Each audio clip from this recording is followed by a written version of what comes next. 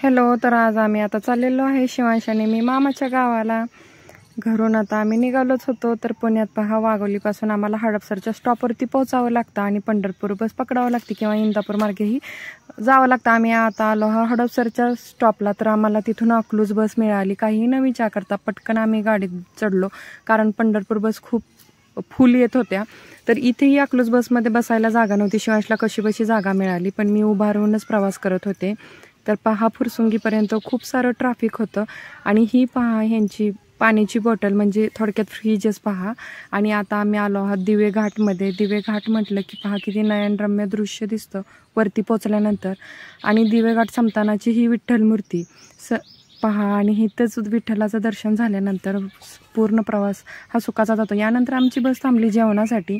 सासवडच्या पुढं गेल्यानंतरच आम्ही जेवण केलं. घरूनच हुलगे आणि चपाती घेतली होती, बरोबर हुलग्याची भाजी. यानंतर आम्ही असं करत करत पहा, हे जेजुरीला पोहोचलो आणि बसमधून जेजुरीचं खंडेरायाचं दर्शन घेतलं. जेजुरीमध्ये गेल्यानंतर जवळजवळ 2 तास उभारल्यानंतर मला फायनली जागा मिळाली बसण्यासाठी. पण शिवांशला ऑलरेडी जागा मिळाली होती, त्यामुळे मी रिलॅक्सच होते. आणि रेल्वे ट्रॅक दिसल्यानंतर प्रत्येकाचं असतंच ना, आम्हाला ही ट्रेन दिसावी. तर आम्हालाही असंच झालं काहीसं. तर हा ट्रेन पाहण्याचा योग हा आमच्याही नशिबात होता जाता जाता. तर मग मनसोक्त डोळे भरून ही ट्रेन पाहिली. लहान मुलांना तर खूप कुतूहल असतं ट्रेनचं. ट्रेन ही अगदी भरगच्च भरलेली होती, सर्वजण सुट्टीला चाललेले गावी. आणि हे पहा, आमच्यासमोर जो डॉगी होता ना, तो पहा बाईकवरून कसा उतरला, इकडे तिकडे फिरला आणि नंतर त्या बाईकवरती बसला. तर सर्वांना त्याचंच कौतुक होतं. आणि तो पहा, अगदी कसा पॅक धरून बसलेला होता बाईकवरती, तुम्ही बघू शकताय. अगदी इकडे इकडे पण हालत नव्हता तो असा बाईक रायडर डॉगी असा आम्हाला पाहायला मिळाला.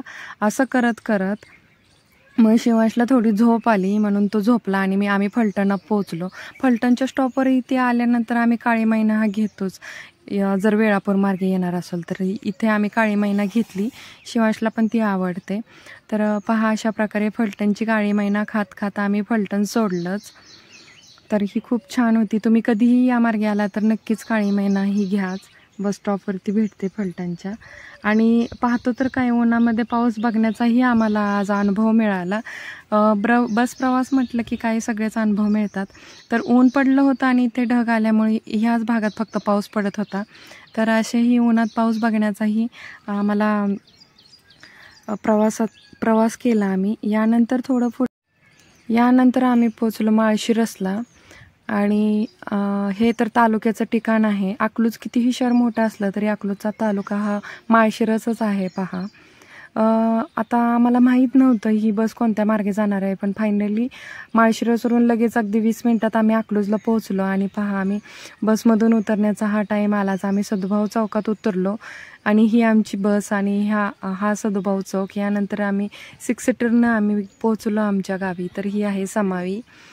तर पहा, यानंतर आम्ही घरी पोचलोच, मी आणि शिवांश. तिथून थोड्याशा अंतरावरतीच आहे आमचं घर. आणि आजी पहा, घरी गेले गेले आमच्याकडे ना असा ओवाळून टाकतात. तर शिवांचा हात वगैरे फ्रॅक्चर झाला होता, म्हणून घरचे थोडे जरा भावुकच झाले होते. देवश्री वगैरे त्याला बघितल्यानंतर आजीला थोडंसं हेच वाटलं. आणि तर अशा प्रकारे आमचा हा एकंदरीत प्रवास झाला आणि फायनली आम्ही घरी पोहोचलो. शिवांश खूप खुश होता. घरी पोहोचल्यानंतर फायनली तो मामाच्या गावाला पोहोचला. तर असा झाला प्रवास. व्हिडिओ आवडल्यास नक्की लाईक, शेअर आणि कॉमेंट करा. नवीन असेल तर सबस्क्राईब करा. थँक्यू.